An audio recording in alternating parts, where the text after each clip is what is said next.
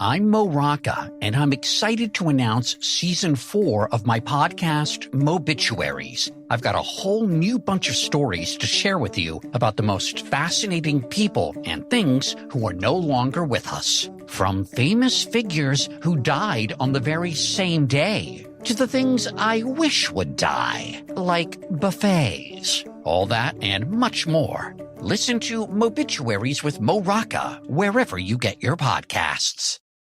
What do we do with all the mementos?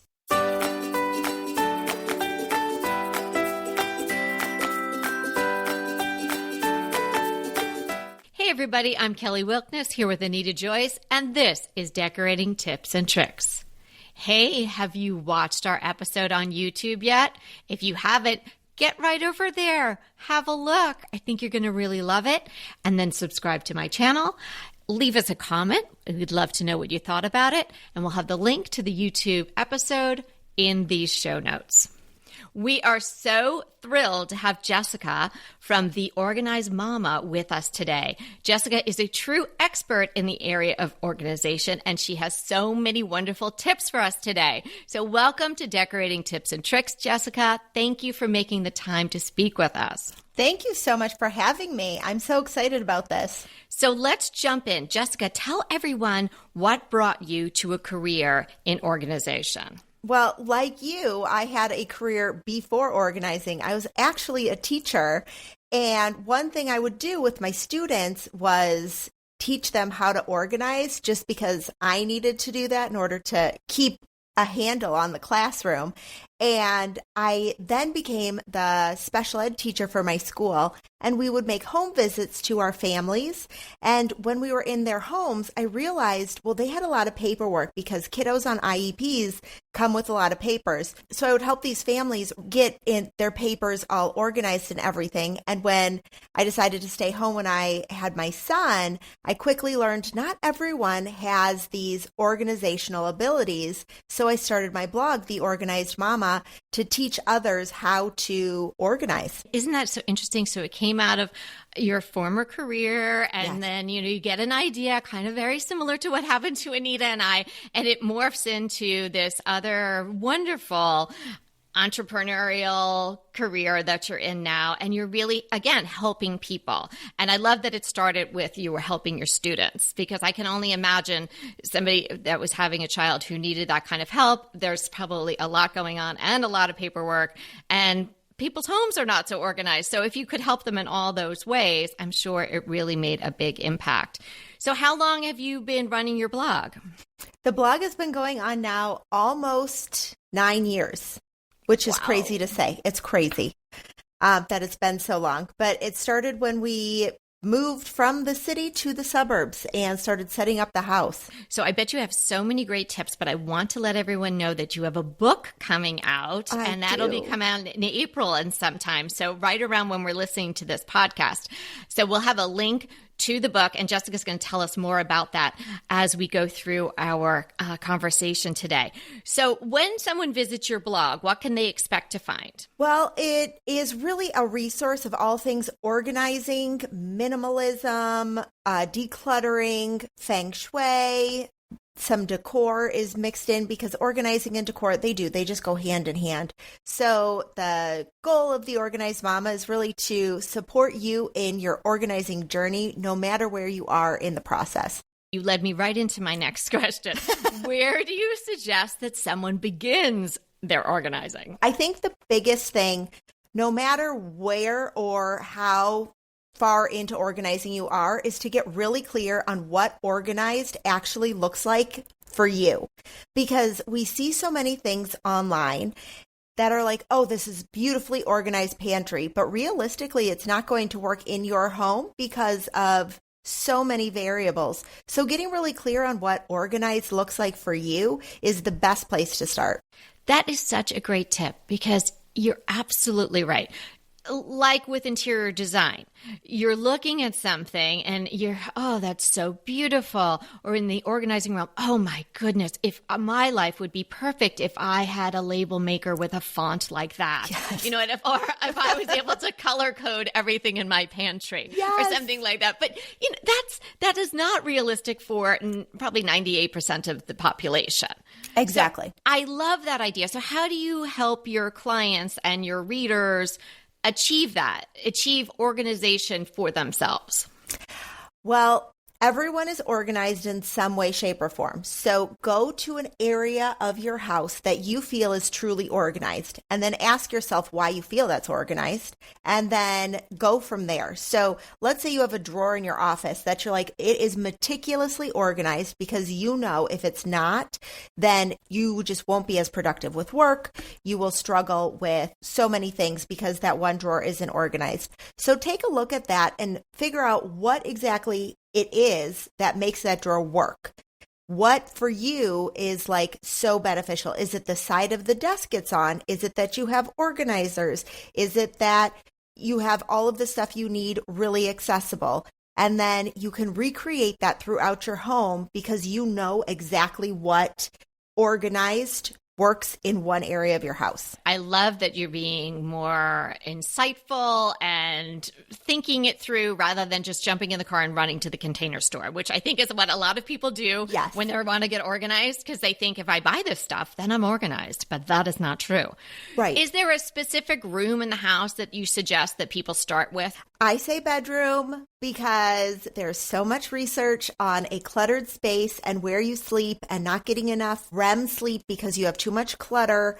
And if you are actually looking to organize or design or rearrange a room, you need to be in the best headspace for that. So making sure that your bedroom is like calm, zen, and clutter-free is going to help you with the rest of your house.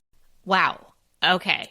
That is something that really surprises me, because most of the time people are like, I'm going to organize my kitchen. Yes. Or I'm going to organize my living room or my family room because this is where everybody is and this is what the public sees. Yes. I really like that idea of starting with your bedroom. Anita and I talked so much about how the bedroom, particularly the main bedroom, primary bedroom, is often the last thing people decorate. Mm-hmm. And maybe it's because lots of time, women and men too sometimes, but lots of women, we kind of put ourselves at the bottom of the list, right? Yes. So you're going to do the more public rooms first, or your kids' room, or the nursery, or the guest room, before you're going to do your own room. And you're absolutely right. We're encouraging them to make that a priority for their decorating. And I love that you're saying make it a priority for your organizing. Yes. You are also setting the tone for the rest of your house, because if you get your bedroom to be like this zen, beautiful, calming, tranquil space, that carries out throughout your entire home. I'm feeling better already. You're absolutely right. No piles of laundry, no just boxes that didn't get opened from the move or what have you, whatever gets shoved in there. Nothing under the bed, kids' toys, socks, dog toys, what have you. Great idea. So what would be 3 tips that you would give for someone if they were starting in their bedroom? Clear the counters or shelving space. Make your bed every single day.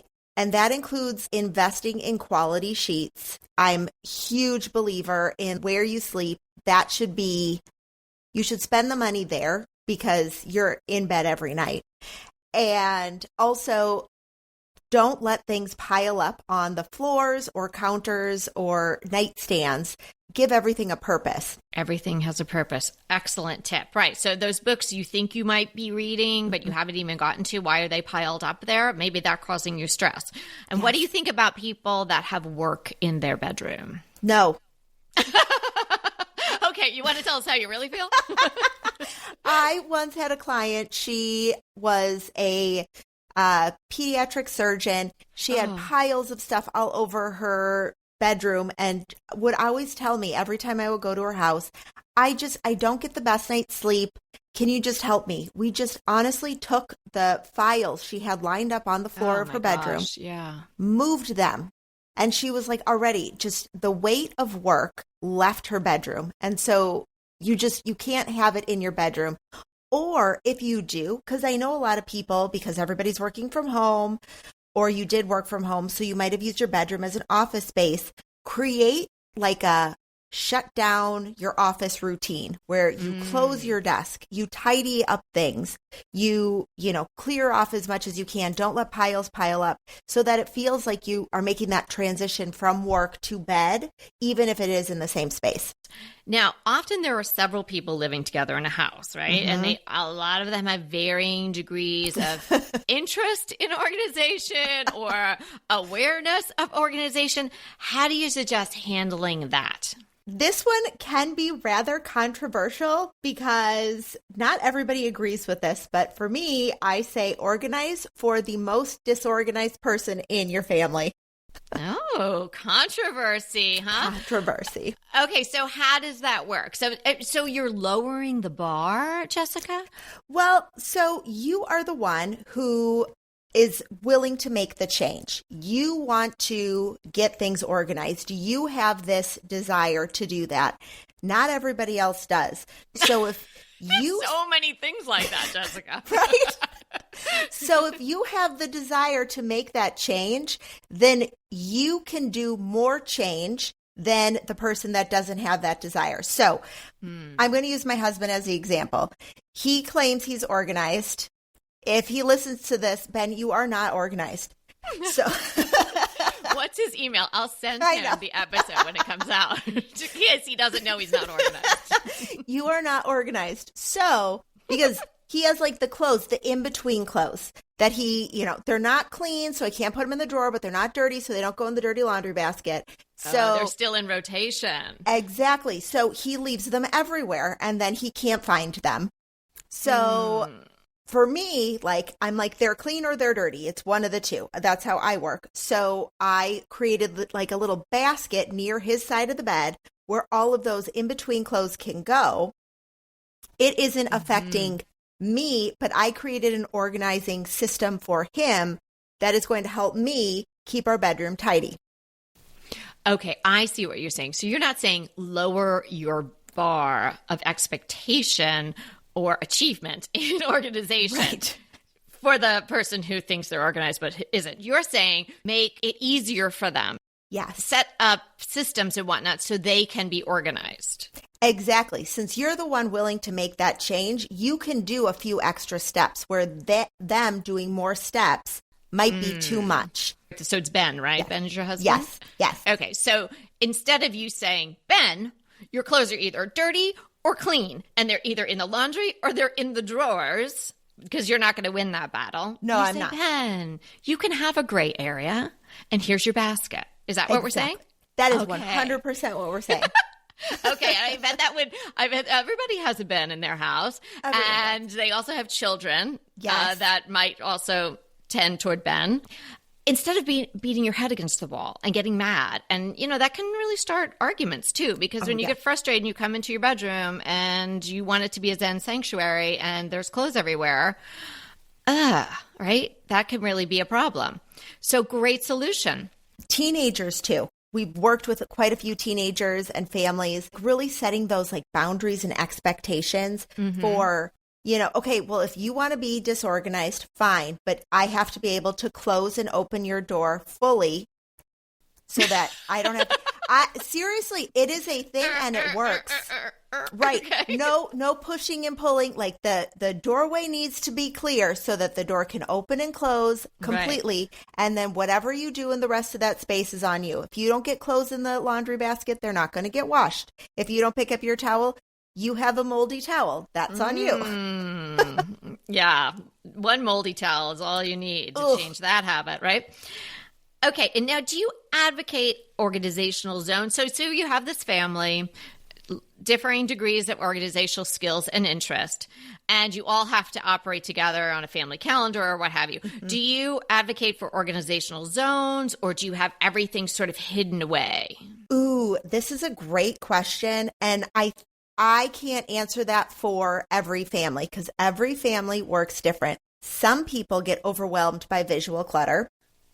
As you know, when there's too much going on, like if there's too much design in a space, you get that feeling of like, you're uneasy. Yes. And sometimes that happens with organizing as well, where if everything's out, but even if it's tidy, it still can make you uneasy. So I think you have to look at how it affects you visually.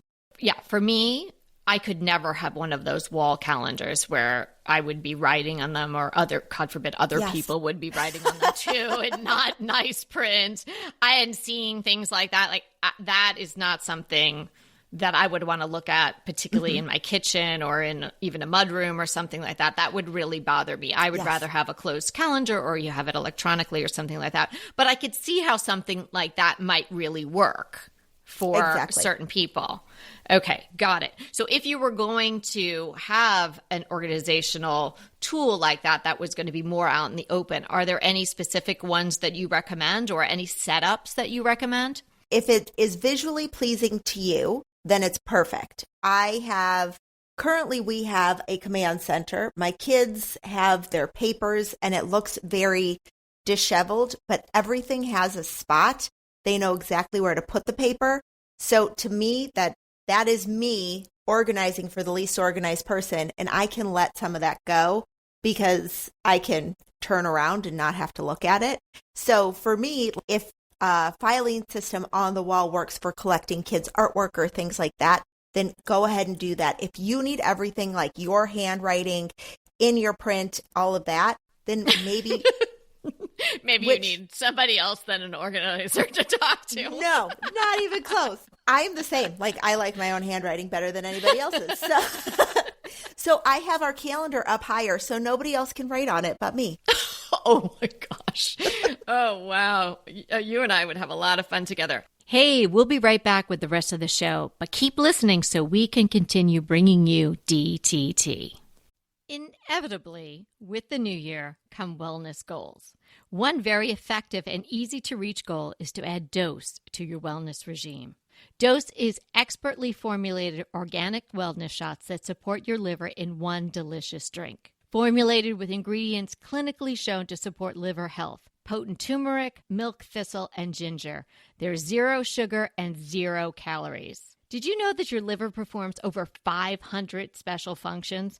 Since I learned all that my liver is doing, I started with Dose to support all those vital functions. I take a shot of refreshing Dose 2 times per week to combat everyday toxins from food, meds, alcohol, and unhealthy air. Since starting with Dose about a month ago, I am definitely feeling an overall improvement in my health. So if you want to give Dose a shot and invest in your health like I have, Dose is offering DTT listeners 15% off your first order, plus an additional 15% off if you subscribe for a monthly delivery. That's 30% off your first order. So go to dosedaily.co/DTT and use the code DTT. That's dosedaily.co.co/DTT and use the code DTT. BritBox just keeps getting better. The new Archie is amazing. And it's not the comics. It's about Cary Grant. Archie is the brand new limited series starring Jason Isaacs as Archie Leach, the man who became Cary Grant. From the award-winning screenwriter of Philomena, Archie tells Grant's born in Britain, made in Hollywood story, the dramatic grit to glamour transformation that led him to become one of the most famous people in the world. You are going to absolutely love the acting, but also the styling, the outfits, the scenery. It's the first time his story has been told in collaboration with his daughter Jennifer Grant and ex-wife Diane Cannon. The performances from Jason Isaacs and the rest of the cast are amazing, and it's only available on BritBox. So sign up for BritBox today to stream Archie and other fan favorites from any device. And we have a special limited time offer for our U.S. and Canadian listeners. Get 50% off, yes, that's 50% off your first month when you sign up for a monthly plan. But only if you go to BritBox.com and use our promotion code DTT at checkout. You're going to love Archie. So head over right now and get 50% off your first month of BritBox. Use the promotion code DTT at BritBox.com. What do we do with all the mementos? Talk about controversy. This is a tough one. So we can take it one by one or do them grouped together, up to you. But things like kids' art, photos, trophies even. Oh my goodness. This is a big topic. So I have many thoughts on mementos. I'm going to start with a story because I think this puts everything into perspective. I was working with an in-home client years ago who they collected different beer cans from places that they went. They both, the husband and wife were very, and so they collected them all from Belgium, from Germany. They collected so many, you couldn't see anything. I mean, their shelf was packed with all of these beer cans and cups and trinkets and all of these things from their travels that we wanted to showcase them. So if you have that many where nothing is special, then I think that's when you either have to figure out a different way to display them or maybe pare back on what you're actually keeping.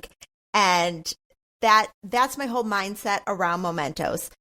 They mean so much. They are so special. Your collectibles, all of those things. But maybe you need to store some and seasonally swap out things so that you can truly appreciate what they are, because that's why you're holding on to them, because they mean something to you. You're absolutely right. And when it's too much and it's overwhelming, you can't appreciate the items. Then they just sort of become a burden.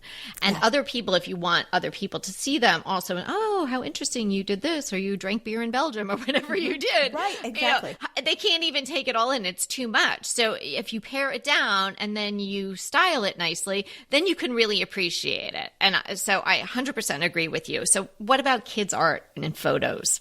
Best thing that I've ever done, and I will tell everybody to do it, have your kids go through their own artwork and create piles. What are you keeping? And ask yourself, like, do I need to physically hold this to appreciate it? Because if the answer is no, you can take a picture of it and turn it into a book of all of their artwork, which then is far easier to keep out and much easier to sort through, look at more frequently than stacks and stacks of scribbles that your 3-year-old did. You do want to hold on to it, but I think it's a little guilt too, like, throw it out. I mean, I'm sure I'm not alone with having someone go to throw something else out in the trash and see their little drawing in there. Yep. What's with this, Mom? Right. Oh, but you have 3,000 of those already. Exactly. And so you thought you could let go of one. And then, of course, you realized, oh, that was an accident. And now you have 3,001. Exactly. That's a tough one. But I love that idea. And maybe when they get to be a certain age and they're looking back rather than, in the moment, like, okay, you came home from school, Johnny, do you really need this? Do we need, so you wait a little while, maybe? If you do it kind of like natural breaks, like winter break, over winter break, spend an afternoon sifting through artwork from September, October, November. At the end of the school year, most schools are done on a half day. So then the second half of the day, we go through our artwork so that I don't have to deal with it all summer. Smart. Okay. Photos, same sort of thing. What do you do with those? There's a few ways to go through photos. I'm sure your listeners have heard of the Marie Kondo way to sift through photos by dates and go like really in depth on those. I personally think if they aren't in an album, you're not going to like look through them as much. So take time to like go through physical photos and put them in albums so you can actually look at them. And then photos on your phone, because that's a whole other thing, is to try and set up where you can get them printed for you. There's a lot of companies that will link to your photos and then will create books for you. And I highly recommend doing that. That's a great gift too. So Totally. you could make one for somebody, grandma or whoever, and then keep one for yourself as well. So get 2 copies. My photo curating is done usually on a plane. Not that I've been on a plane that much, but it just seems like I don't get that much downtime. I'm not going to take an hour out of a day and scroll through my photos and delete. Yes. But sometimes when you're sitting there, especially you go to like during takeoff when I want to be distracted, or when we're coming down, you've kind of like closed up whatever you're doing, your work or your book, and you've got that extra 20 minutes, and sometimes you're sitting on the runway. That's when I do it. I love that so much. You can even do it. One of my neighbor friends was running to the DMV, and like while you're waiting to do something, do it then. Because what else are you going to do? Scrolling Instagram? Like, exactly. That's get rid a of your great photos. thing. Yeah. Good one. Now, I think that you have a tip for us about trophies. That's very interesting. Oh, yes. So my husband has all of his trophies from when he was a kid. And honestly, Ben. I know, I told you, he's just not, God love him, but he can cook, he can paint, he cannot organize. Oh, okay. So, all right. Well, there we go. Exactly. I see why you're keeping him around. So I recommend donating your trophies. A lot of them, there are so many like urban organizations or rural organizations that one can't afford to give their athletes or participants trophies. So they can collect those and repurpose them so that they can actually be gifted trophies for activities that the kiddos have done.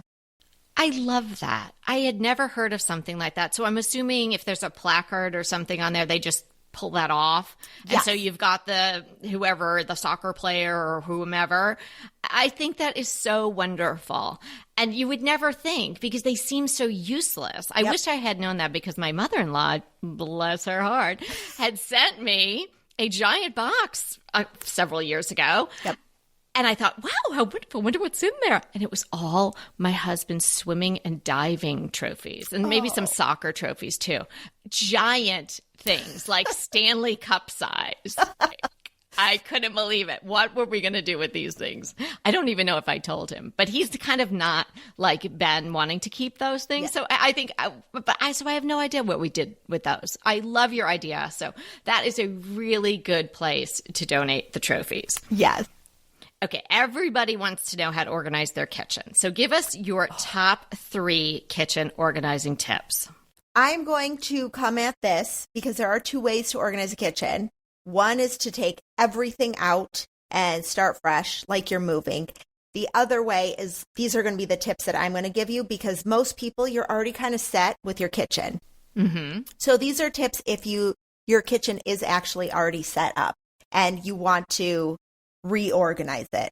So tip number 1 is to go drawer by drawer and have Post-it notes and write categories of things that are in each drawer. We'll start with the junk drawer, which I am not a fan of. I highly suggest not having a junk drawer. And removing everything from that drawer. Give that drawer a specific purpose, like maybe it's your office supply drawer where, your Post-it notes and pens and paper go.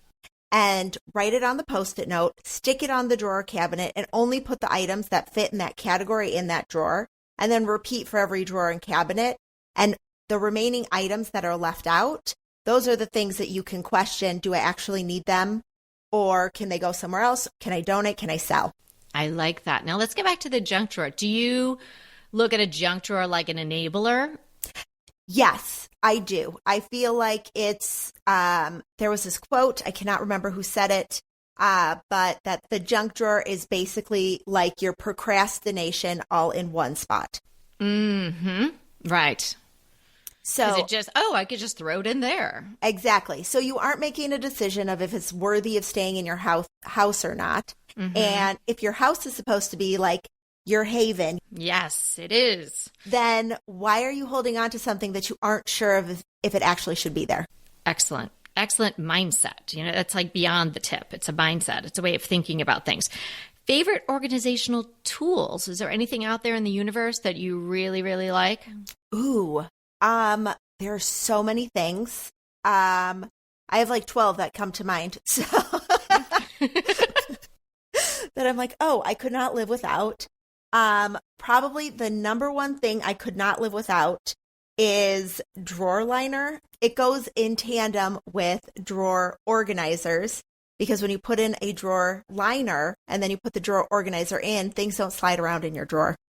Oh, so when you're saying drawer liner, I immediately picture those long, thin boxes with the rolled paper that smells good. Is that what you're talking about? They actually make some that are non-adhesive, and so they're like a softer surface so that things don't slide around in your drawer. Instead of using, like right now, the like trend is using this museum gel, but I found it leaves the drawer kind of with like a gooey residue. And so this, you just cut the liner to your size of your drawer, and then you can put drawer liner, you can put your kitchen gadgets, you can put kitchen utensils in there. And when you open and close the drawer, it doesn't slide around because it's kind of grippy. Oh my gosh. I just had this really old memory just come to the surface while you were saying this. I remember, I don't know how many millions of times my mother probably said that. It was like, don't slam the drawer, because the utensil drawer would get slammed and the stuff would shove all over the place. And my mother is very tidy, and she would not like, I mean, you probably, if you open the drawer carefully, everything would be lined up in size order or something like that. And everybody would just slam it. Everything would go all over the place. So, oh my gosh. Had this been available back then, she would have loved it. How about getting it organized to sell? Oh, this is a big one. Yes, there is so much that goes into getting your house ready to sell. So the biggest piece I would say is remove more than you think is necessary. Yeah, and that's probably what a good realtor is going to tell you too, right? Yes. And so as you're removing those things, like let's say from your mantle, you have spring decor, because right now people are starting to put their house on the market. You have spring decor on your mantle. Remove all of that and just keep it as neutral and minimalist as possible. And then the stuff that you're removing, really ask yourself, like, do I really want to bring this with me to my next house? Yes. I've been working with one of my clients. She's wanting to decorate her new house, but she brought absolutely everything, even crushed gift wrap bows with her. So I think it also has a little to do with how you feel about leaving your house, because if you really don't want to necessarily go, you got to bring it all with you. But so that's a whole nother level of working with the client. But I love your tips. You're absolutely right. And what about that period of time when you might have to quickly set up your home, or, I'm saying stage it in air quotes, like stage it, clean it, tidy it, because somebody wants to come look at it. What do you suggest people do? I suggest you get the moving boxes and you start packing up stuff and decluttering stuff as you are staging it. Because when you are kind of in that mindset where like, okay, it's go time, like I need to go, you are going to make quicker decisions about what to keep and what not to keep. So you're going to have far more clarity during that time, because you're going to see how much stuff you have, because you now have a deadline. Like my house has to be staged in a week. So I need to really move and decide what I want to keep, what I don't. And so a lot of times your brain goes into that like focus mode, and you are going to be able to declutter far more during that time and like really be okay with letting things go. That's absolutely true. I think when you're in that mindset, then it's so much easier to be ruthless and just get it gone. Exactly. Great tip. So once the house is sold and you're going to move into the next house, do you have any tips about organizing your stuff for an actual move? We are actually going to be doing a whole series on this on the blog. Oh, I didn't even know that. How great. May. I know. So starting in May, we're going to have like tons of moving tips. So my biggest tips are, if you have the time, because not everybody does. Sometimes you sell your house and you have to be out, fairly quickly with timing and everything. So if you have at least a month, work backwards from your end date, like when everything needs to be packed up by, and then give yourself a plan, working backwards based on the spaces that you use the most should be closer pack up time to when you're moving. Good idea, because some people might think, oh, the kitchen's got the most stuff in it. Let's start there. And then you're looking for something, a spatula, and now you're unpacking again. It's crazy. Yes. So yeah, I think that's great. Like maybe start with your guest room if you're lucky enough to have a guest room. Start there. You don't going to have any guests when you're moving. Totally. Storage area. Great place to start, and so much to declutter. Right. And then maybe you won't have to have a storage area in the next place, which would be a good idea. So tell us about your book. I'm so excited for you. Yes. Oh, I'm so excited too. The book is called Home Sweet Organized Home, and it is practical organizing and decluttering tips for the entire family. And that's going to come out sometime in April, right? End of April is when it's coming out. Okay, I don't want to put you on the spot, Jessica, but I bet you have one right at the tip of your tongue. What is your number one takeaway organization tip? It's get an idea of what organized is for you and go from there. Now, where can everybody find you? You can find me at theorganizedmama, MAMA.com. I have a free practical organizing and decluttering guide right on my site that will guide you through pretty much everything I'm talking about today. Jessica, thank you so much for spending the time with us and sharing all your knowledge and experience with organizing with our listeners. Everybody is going to enjoy this episode so much, and I really enjoyed speaking with you. Best of luck with your book, and I hope we speak again soon. Same. Thank you so much for having me. I really enjoyed speaking with Jessica. She's got a wonderful spirit and amazing organizational tips, advice, and suggestions. The links to all the places you can find Jessica will be in the show notes. So let's bring Anita in now and get our DTT defined for today. It's a miter joint. If you don't know what a miter joint is and you're having some work done in your house, you might want to know what it is because it might come up. So that is the diagonal joint formed at the intersection of two pieces of wood. You can find it at the side and head casing of a door opening. Usually a 45-degree angle. And then you also have miter joints when you have two walls coming together at the baseboard. That joint is going to be mitered, and the crown molding at the top is going to be mitered. And if you want to do a miter joint, then you need a miter box, which I actually happen to have. Well, I was once watching through a window for someone who was putting up crown molding in my kitchen, and it didn't look that simple because he didn't know what he was doing. Oh, no. And I was able to come in and say, hey, that crown molding needs to be mitered, especially with crown molding because it's standing away from the wall. So, yeah, it's a good term to understand what it is. It's also a good term to toss around when you're dealing with carpenters or contractors and whatnot, so they know you kind of know something, right? So, hey, you're going to miter those joints, right? Because when they don't know how to miter the joints, it doesn't look good at all. Yeah, that's right. You want to talk as intelligently as possible so that when you say something needs to be done, they don't kind of blow you off. So there you have it. Go ahead. Clean out your closet. Then head straight to Quince. I love every item Quince offers, from wardrobe to decor. And I can really recommend their Ultra Stretch Super Wide Leg Pant at $49.90. The price is unbeatable, and the look is so flattering. It keeps you in on top and flares out of the bottom. Everything feels right with Quince. The price, the quality, and the sustainability. Quince offers a range of luxury wardrobe and home goods at prices within reach. And like Quince's clothing, their home goods are priced 50 to 80% less than similar brands. Quince only works with factories that use safe, ethical, and responsible manufacturing practices, along with premium fabrics and finishes. Once you've cleaned out your closet and refreshed with Quince, you can also add something to your home decor. So give your wardrobe and your home the refresh it needs with Quince. Go to quince.com/DTT to get free shipping and 365-day returns on your next order. That's Quince, QUINCE.com/DTT for free shipping and 365-day returns. Quince.com/DTT. And let me know how you love those pants.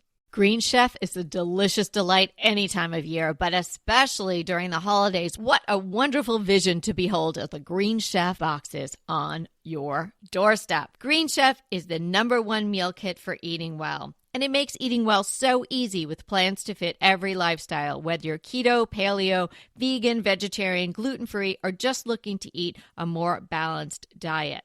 So let Green Chef take the work out of eating clean this holiday season. And if you've got guests coming, shop Green Bundles. They're now available at the Green Market. It's your one-stop shop for nutritious grab-and-go breakfast, including vegan options, brunch kits, wholesome lunches, ready-to-eat snacks, veggie sides, and more. You can feel your best this December and do your best with Green Chef because they offset 100% of the delivery emissions as well as 100% of the plastic in every box. Go to greenchef.com/60DTT and use the code 60DTT and get 60% off plus 20% off your next 2 months. greenchef.com/60DTT and use the code 60DTT to get 60% off plus 20% off your next 2 months. So what's your crush? Okay, my crush is an app. It's the Environmental Working Group Healthy Living app. They're scientists and people with PhDs and people who know a lot about different chemicals and ingredients, and they analyze products. So many products, I couldn't even tell you the number. Now they have this great app. So it's the EWG Healthy Living app. You can download it. You can search by product name. You can also scan products if you don't know whether they're good for you or not while you're at the grocery store. So it's so useful. And I thought you would love to know that in particular, Anita, because you are very concerned about, as we all should be. And I think as we're all becoming more and more aware of the fact that there's a lot of toxins in our homes. Mm-hmm. Yeah. So they do not only foods, they do personal care products, and they also do home cleaning products. That sounds great. Well, I think I'm going to have to download that. Yeah, it's really useful. So I'll put the link in the show notes. So my crush is a very feel-good show on Acorn TV called The Larkins. But it's an adaptation. I had not read the novel, The Darling Buds of May by H.E. Bates. But anyway, it's just very fun. It's set in the 1950s in the countryside of Kent, England. Mm-hmm. And it's just very relaxing. It's another one of those shows where nothing really bad happens. And on this show, it's not a murder mystery, so no one gets killed. Well, that's great. Even though they're in a small, charming village. Yeah, nothing really bad happens on this show. So it's just kind of very relaxing to watch. If you're trying to get away from the stress of the news, turn it off and just go watch this. Well, thanks so much for spending time with us today. And remember, we are here to inspire you to create a beautiful home. Until next time. Want to talk to us? Well, we really want to talk to you. So let's schedule a design consult. Anita and I are here to give you individualized, actionable advice on how to create the beautiful home you want and deserve.